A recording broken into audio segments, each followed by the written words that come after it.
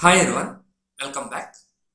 Let's see life cycle of a process, which defines different states of process from its creation to till its completion. We can say it as life cycle of a process. I mean, once the process created to till the completion of the process, what are the steps it is going to move? All those things will be considered life cycle of a process. Initially, our program is going to be reside in the secondary memory of the system. Now, OS will pick up one of the program and loads into main memory. This particular state we will call it as new state. Right? Whatever the programs that OS is pick upping, all those programs are going to reside in the new state. Out of all the programs which are in the new state, whoever the processes are ready to run will be entered into ready state, which means ready state contains all the processes which are ready to run. If I say, for example, there are m number of programs are there in the new state, and out of this m, as per the memory size, n will be selected in the ready state. Out of these n processes, one process will be selected by the CPU scheduler and will make into the running state. I can say it as run state. Right? So it is going to run the process. While running the process, there might be a chance to have some kind of IO requirement. Then that kind of state we will call it as wait state or block state. Means when a particular process is running in the CPU, the process might require IO request, or sometimes it might be a kind of system call. Then it will enter into wait state or block state. Similarly, there might be a situation where while the process is running, it might complete its task. Then it will enter into completion state.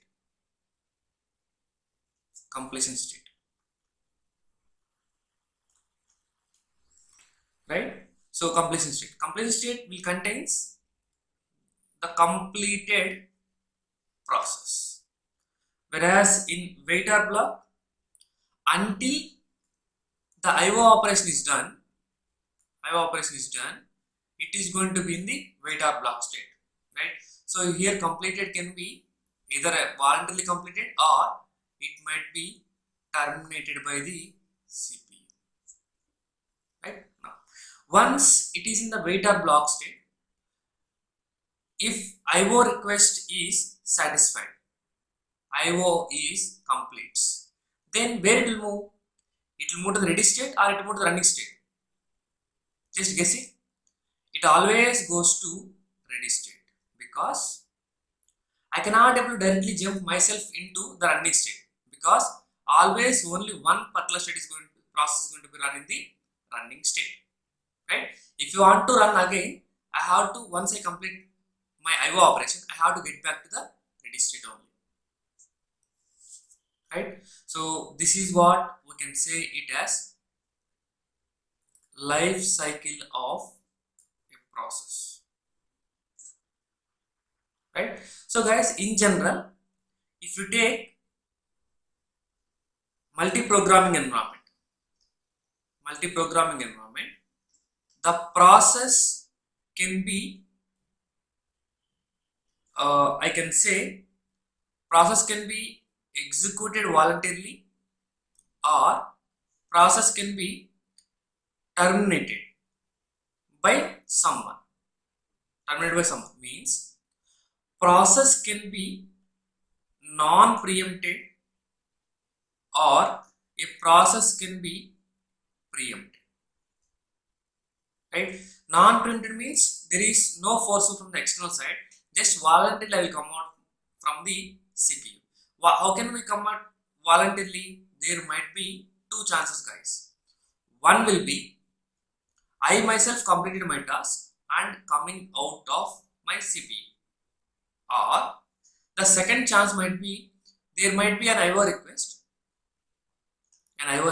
or there might be a system call, then also I will come out of the CPU. This is what non-preemption means. I don't force anyone.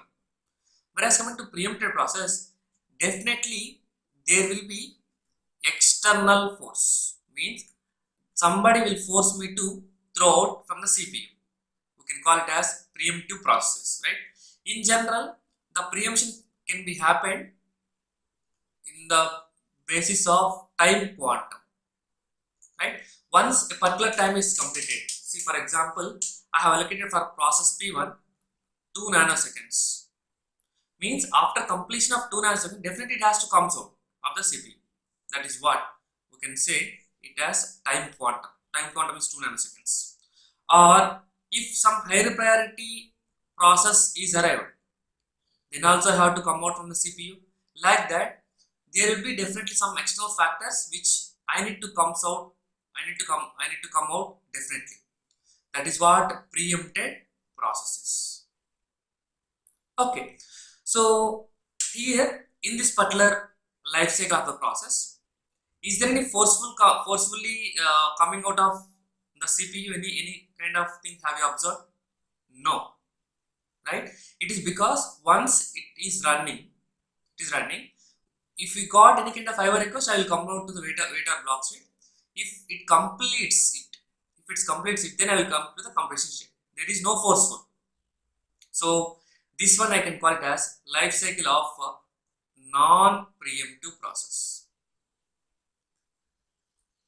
Non-preemptive process. Okay, fine. So if you want to create the life cycle for the preemptive process, just check where you will get the preemption. Once you are in the running state, some people might get with the highest priority, or after time quantum I have to compulsory comes out of its execution, because there is no IO operation. I will just directly enter to the again ready state once I got any kind of preemption, right? Now this particular life cycle we will call it as life cycle of preemptive process. Okay, fine. Hope you understood, right? So now in order to improve the life cycle of the preemptive process, again they come up with a new state called suspend state. It will be again of two types: suspend ready and suspend block or wait. These are the two node states which are added to improve the performance of the process. Suppose for example, I am at the ready state. And which is memory full. Means I can able to place maximum of n processes if I got.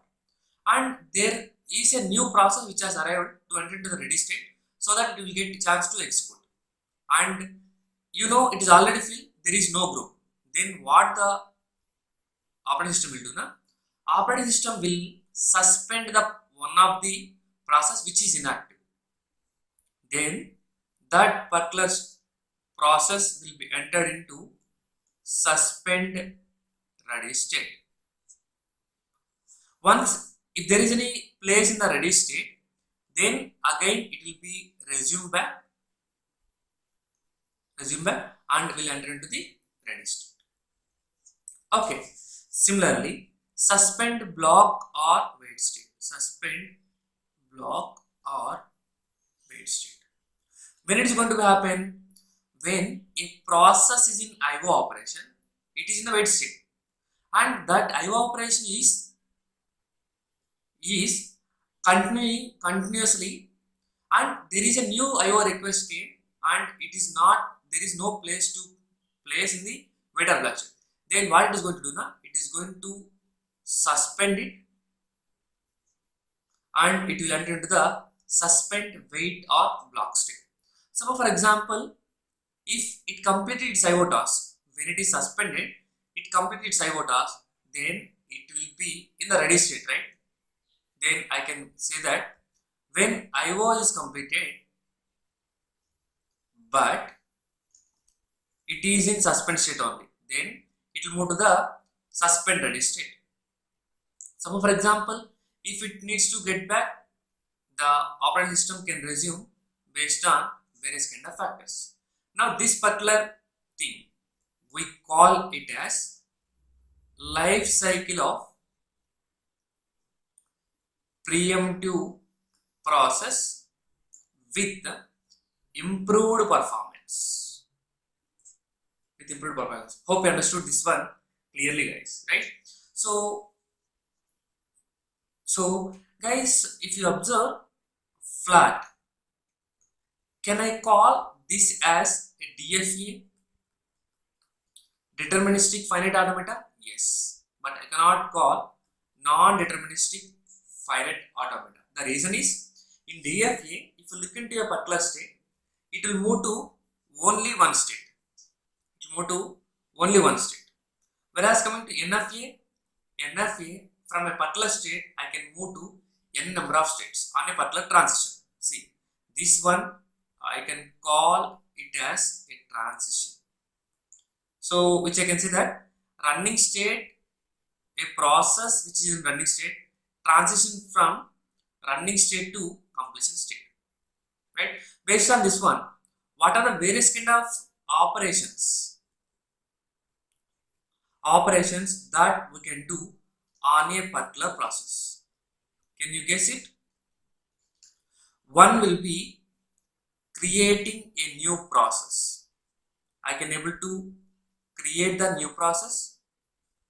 Once I create the new process, you know all n process are there. Out of this n process, I can select one process by making it of scheduled, and then I'll perform dispatch, right? I can say that scheduled is one kind of operation, scheduling, and dispatching is one kind of operation. And if you look into this one, completion is one kind of operation, or I can say termination of process, or I can say that killing of a process is one kind of an operation, and I can say suspend is one kind of operation, resume is another kind of operation, right? Execution of a process, something like I can say in place of complete, I can write it as execution of a process. Like that, we have various operations of the process exist, right? Whatever things that you are going to observe on the transitions, all will be defined as operations of the process, right? And these are all the things we call it as states. Okay, fine. So how these states are created, all those things we'll see in the next video, guys. Before the completion of this video, let me give a small transitions, and you have to define which are valid and which are invalid. For example, the transitions are like this. I am trying to move from running state to ready state. Okay, fine. And I am trying to move from running state to block state. Good. And block state to, I can make arrow so that you can get clear idea. Block state to running state. Yes. Right. So now tell me which is the valid one here. Which of the transition is valid?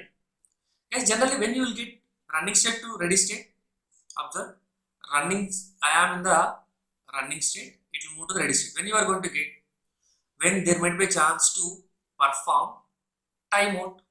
For timeout, running state to ready state will be happen. So it is valid one. What about running to block state? Is it a valid one? Yes. Again, it is valid. Means when certain kind of IO operation is required, running state to block state will definitely enter. What about block to running state? Is it possible? I am in the block state. If I completed IO operation, can I get back to the directly running state? No. So it is an invalid. Means I can say when IO completion or system call completion, block to running state is invalid. But can I say block to ready? Yes, definitely it will be possible. Right? Like that you may get various kind of questions on this particular life cycle of a process. Right? Just make it clear, understood. Then you can solve any kind of gate question. Hope you understood this video clearly, guys. Thank you.